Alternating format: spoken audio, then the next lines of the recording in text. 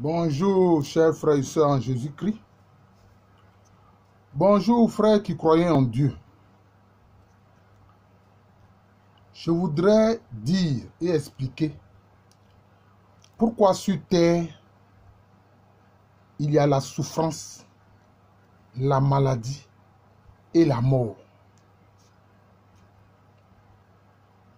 C'est un problème important à débattre. Parce que certains croyants se découragent pour dire, mais comment? Nous savons que Dieu est tout miséricordieux. Il est la bonté suprême.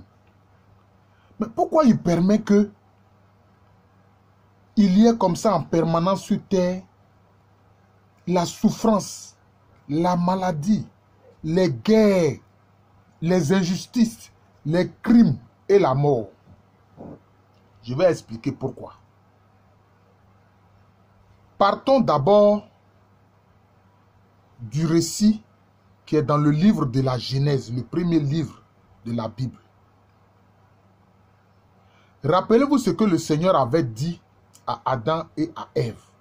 Ce sont des prototypes humains. Adam et Ève, là, ce sont des prototypes humains. Je dis à mes frères africains qui s'en offusquent parce que des Occidentaux, des Blancs, ont représenté Adam et Ève à leur image. Mais il est dit que le jardin d'Éden, le paradis où étaient Adam et Ève, là, ce n'est pas en Europe. C'était dans la zone du fleuve Nil, du fleuve Jourdain, du fleuve Euphrate et du fleuve Tigre. Donc, en partie en Afrique et au Moyen-Orient.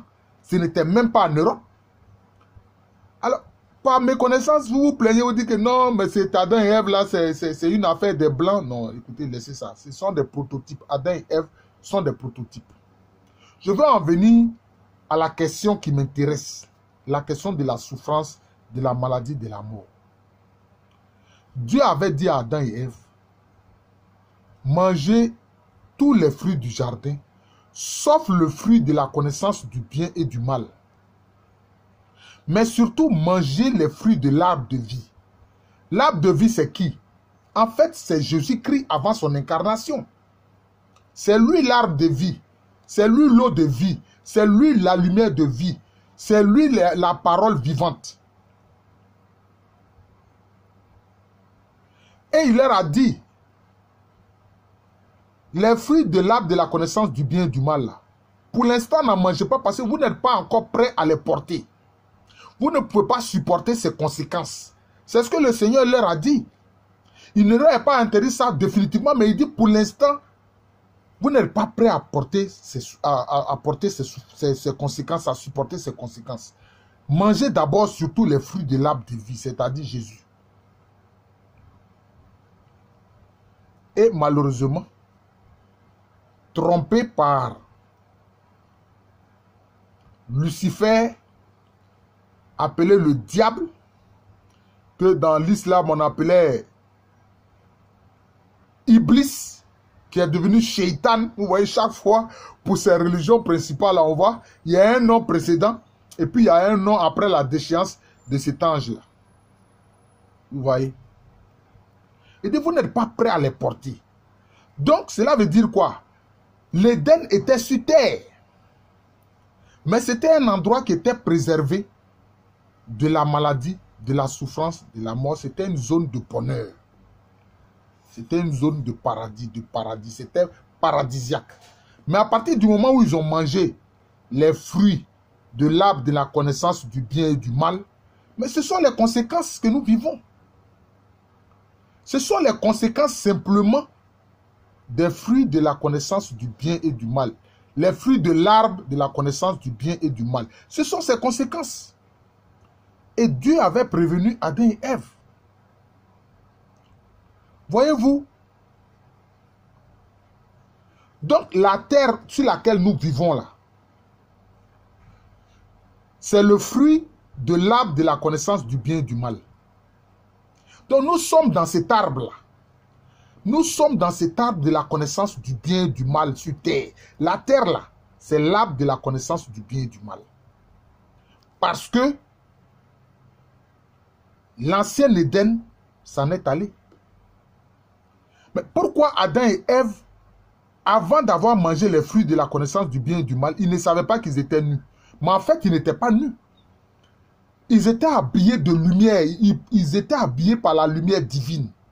C'est quand la lumière divine s'est retirée après leur désobéissance qu'ils ont vu qu'ils sont nus. Vous voyez? Leur tenue, c'était la lumière divine. C'est ça. Et ils avaient pleinement la vie en abondance parce qu'ils mangeaient les fruits de l'arbre de vie, Jésus-Christ. Oui. Donc sur la terre où nous sommes là, c'est l'arbre de la connaissance du bien et du mal. Vous avez entendu, non? Bien et du mal.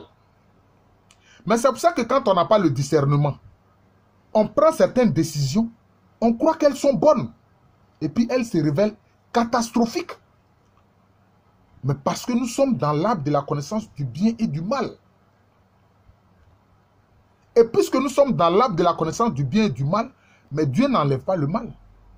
Et quand lui-même, sa parole éternelle s'est faite être humain pour venir sur terre là, qu'est-ce qui s'est passé? Il a souffert des conséquences des fruits de l'arbre de la connaissance du bien et du mal. Lui-même là, Jésus-Christ lui-même là, parole éternelle de Dieu, fils de Dieu là, il a souffert de ça. Oui. Il a souffert des conséquences des fruits de l'arbre de la connaissance du bien et du mal. Donc nous sommes dans l'arbre de la connaissance du bien et du mal. La terre, c'est l'arbre de la connaissance du bien et du mal. C'est pour ça qu'il y a le négatif, il y a les crimes, il y a les guerres, il y a les méchancetés, il y a les cruautés. Mais il y a aussi des gens qui expriment la bonté, la compassion. Vous voyez? C'est ça. C'est pour ça que Jésus-Christ est venu, il parle de quoi? Qu'est-ce qu'il nous demande? Il dit de nous aimer les uns les autres. Il nous garantit l'amour de Dieu et que nous-mêmes nous devons aimer comme Dieu aime. C'est pour ça qu'il répand son Esprit Saint dans nos cœurs, pour que nous ayons l'amour de Dieu dans nos cœurs. Et il nous dit d'être charitable, de faire aux autres ce qu'on aimerait qu'on nous fasse. Vous voyez? Les bouddhistes, ils parlent de la compassion. Bouddha a parlé de la compassion. Vous voyez? Donc c'est ça. C'est ça, la compassion. Bon, dans l'islam, leur prophète dit, faites ce qui est licite et fuyez ce qui est illicite. Donc dans le monde, là, il y a ce qui est licite, il y a ce qui est illicite. Il y a ce qui est bon, il y a ce qui est mauvais. Mais vous voyez, qu'est-ce que Dieu a dit? Finalement, on dit quoi dans la création? On dit, il a trouvé que tout ce qu'il a créé était bon. Ce qu'il a créé est bon. Il n'a pas dit que c'est parfait. Il dit c'est bon. Il n'a pas dit c'est parfait. Donc nous sommes sur terre dans l'arbre de la connaissance du bien et du mal. C'est pour ça que le mal, là, cela veut dire quoi? Quand on dit maladie, cela veut dire que le mal a parlé, le mal a dit. Et c'est pour ça qu'il y a la souffrance. Vous voyez? Mais c'est pour ça que les gens disent, mais pourquoi Dieu n'enlève pas la souffrance sur terre? Mais la terre elle-même là, c'est l'arbre de la connaissance du bien et du mal. S'il l'enlève, il ne peut pas l'enlever. Parce que c'est une créature, l'arbre de la connaissance du bien et du mal.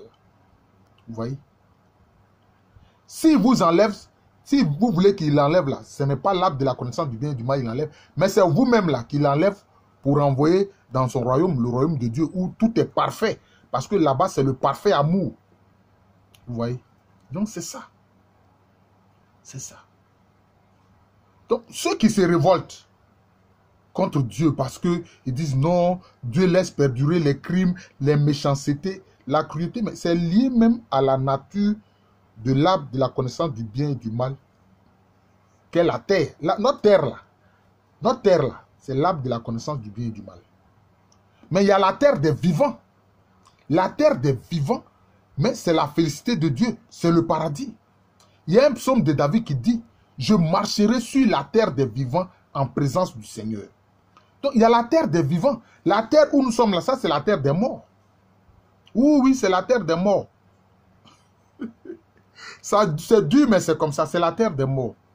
Mais dans cette terre des morts, Dieu ne nous a pas abandonnés.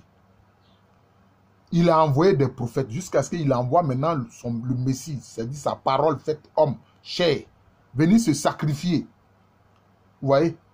Mais il sait que la terre là, c'est l'arbre de la connaissance du bien et du mal. C'est pour ça qu'il nous a envoyé quoi? Quand Jésus a fini sa mission de salut, et de rédemption pour l'humanité, quand il est monté vers le Père, Dieu nous a envoyé quoi? Le Saint-Esprit. Et on l'appelle comment? L'Esprit consolateur. Mais quand quelqu'un te console là, quand ta maman te console là, cela veut dire quoi? Cela veut dire que tu es blessé. Cela veut dire que tu as mal, tu souffres, c'est pour ça qu'on te console. Tu comprends? Donc c'est ça la réalité. C'est ça la réalité. Donc se rebeller contre Dieu parce qu'on souffre, ça ne sert à rien. Si tu es malade, demande la guérison au Seigneur. Si le Seigneur ne t'a pas guéri, qu'il ne te guérit pas, alors dis-lui, Seigneur, aide-moi à porter cette maladie, cette souffrance-là. C'est pour ça que Jésus a dit, donnez-moi vos fardeaux. Chargez-moi de vos fardeaux. Venez à moi, vous qui peinez, et je vous donnerai le repos. Vous voyez? Vous voyez? Le grand apôtre Paul, il avait un dard dans son cœur qui le faisait souffrir. Il a demandé à 3 reprises au Seigneur Jésus-Christ de le guérir. Qu'est-ce que le Seigneur Jésus-Christ a dit? Paul, ça suffit? Ne m'adresse plus cette prière-là. Non, non, non, je ne veux plus de cette prière-là. Ma grâce te suffit. Ma grâce te suffit. Mais est-ce que c'est ce mal-là qui a tué Pierre, pardon, qui a tué Paul? Non. Paul a été décapité à Rome. Ah oui, oui, il a été décapité à Rome. Puisque lui, il était citoyen romain. On ne pouvait pas le crucifier. Donc lui, on l'a décapité. Vous voyez, c'était comme ça que les citoyens romains condamnés à mort étaient tués souvent. Ils étaient décapités. Donc Paul a été décapité. Vous comprenez? C'est ça. Oui, c'est ça. C'est ça. Les martyrs, durant toute l'histoire de l'Église, au commencement, et même aujourd'hui, j'ai fait une vidéo pour parler des souffrances que vivent les chrétiens. Au Pakistan, en Inde, au Sri Lanka, où dernièrement il y a eu un attentat où il y a eu plus de 200 morts, plus de 300 blessés. En Algérie, dans tous les pays déclarés islamiques, alors que c'est des hommes qui deviennent musulmans et non des pays. Mais ceux qui se convertissent à l'islam sont quelquefois assassinés, empoisonnés par leurs parents, leurs propres parents. Ou alors ils sont persécutés. Regardez en Égypte, les chrétiens coptes, ils sont persécutés. On ne permet pas même qu'ils accèdent à des hauts postes dans l'administration. Beaucoup de coptes en Égypte, c'est eux qui sont chargés de ramasser les ordures et autres, de faire ce travail-là. Vous voyez? Ils sont méprisés chaque jour. Pourtant, ils sont des témoins de l'amour de Dieu et de la charité de Dieu. C'est cela. Mais est-ce que Dieu retire ces martyrs-là? Vous voyez? C'est pour ça qu'il est dit, ceux qui ont subi le martyre, qui ont été tués, devant le monde, on dit qu'ils ont subi un châtiment. Mais ils entrent dans la félicité, dans la gloire de Dieu. Ceux qui ne croient pas dans le royaume de Dieu vont dire, oh, tout ça c'est des histoires. Si c'est des histoires, il faut laisser. Mais tu vois bien que tout ce qui est matériel là vient de l'invisible. C'est pour ça que, comment on appelle ça? Einstein a dit, Albert Einstein, qu'est-ce qu'il a dit? E égale MC au carré. C'est-à-dire que l'énergie et la matière là, c'est la même chose, avec deux faces différentes. La matière là, c'est de l'énergie. Et l'énergie, c'est aussi la matière, mais d'une façon éthérée. Donc, comme l'esprit. Vous voyez? Comme l'esprit. Tu es là, tu as un corps, mais tu as une conscience. Ta conscience, là, c'est ton esprit. C'est ton esprit. Donc, il ne faut pas, parce que tu es dans le monde matériel, tu vas dire non, le monde invisible n'existe pas. Mais mon ami, tu fais pitié. Est-ce que toi, tu vois l'électricité? Ce sont ces effets que tu ressens. C'est tout. Est-ce que tu vois l'électricité? Tu ne vois pas l'électricité. Est-ce que tu vois la matière noire? Tu ne vois pas la matière noire. Ce sont ces effets que tu ressens. Parce qu'on ressent les effets de la matière noire. Même il y a des matières qu'aujourd'hui les astronomes, les astrophysiciens ont découvert. Les neutrinos. Les neutrinos sont dans tout l'univers. C'est des matières invisibles mais qui nous traversent de part en part. Vous voyez?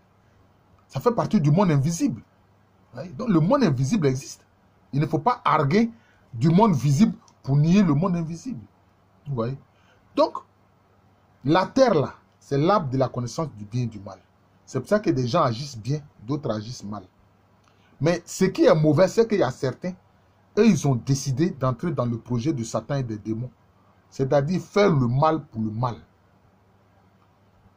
Faire le mal pour le mal. Mais sur terre, ceux qui ont une haute conscience, Même quand ils sont dans la souffrance, mais ils arrivent à transmuter cette souffrance-là.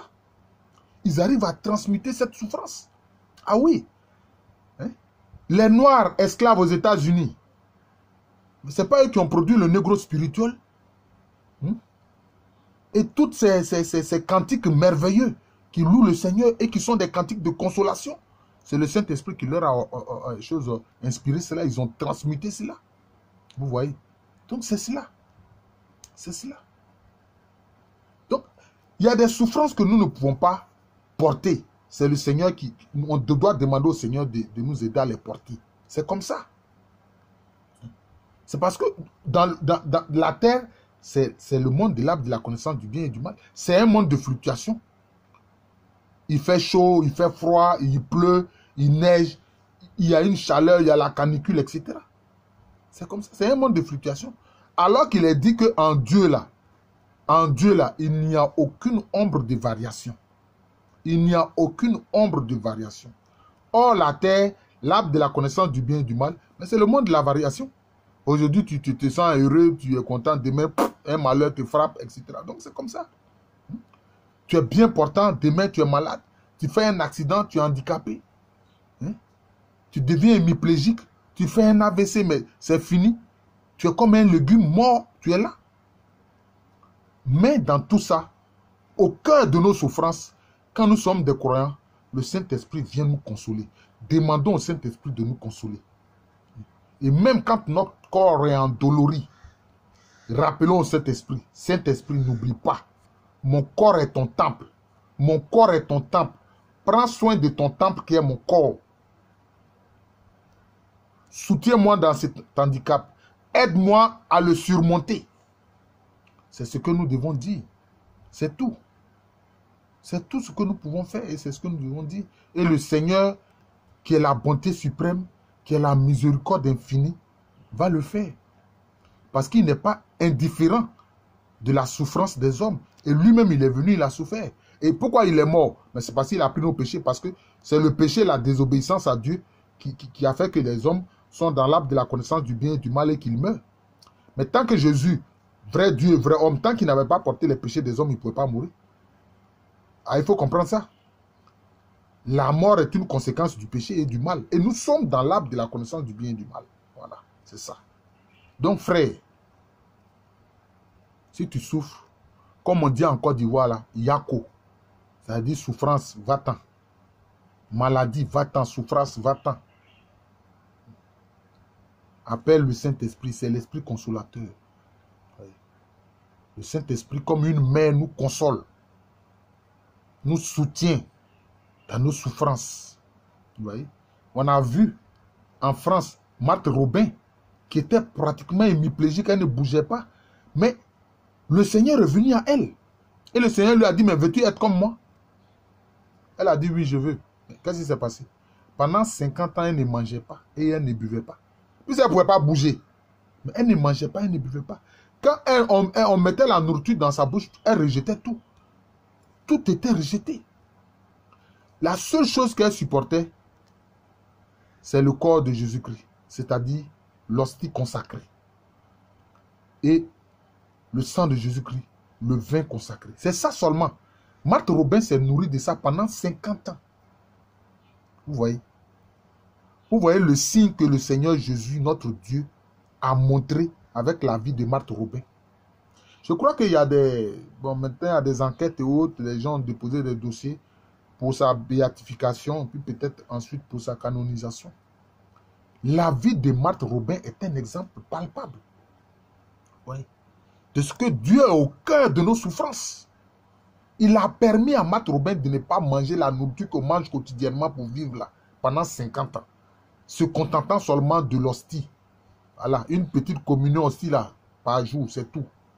Mais elle a vécu avec ça pendant 50 ans. Quand on lui donne de l'eau là, elle rend tout. Voilà, c'est le sang de Jésus-Christ là, le vin consacré là. Ça, quand elle boit, ça passe, il n'y a pas de problème. Vous pouvez aller regarder, voir des écrits sur la vie de Marthe Robin. Vous verrez que je ne mens pas, je dis la vérité. Et puis, elle ne pouvait pas bouger, donc elle ne pouvait pas tricher. Pendant 50 ans. Donc, c'est ça.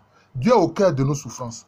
Ô frères qui souffrez de quelque différentes façons que ce soit, vous qui êtes martyrisés, parce que vous témoignez de Jésus, et dans des pays, on vous martyrise, on vous fait souffrir. Dieu est au cœur de vos souffrances, le Saint-Esprit est au cœur de vos souffrances. Je suis le frère Jean de l'amour de Jésus, c'est mon nom spirituel. Et à l'état civil, je suis le professeur Aluko Amereni. Que le Saint-Esprit, Seigneur Dieu qui nous console, nous rende forts devant toute épreuve.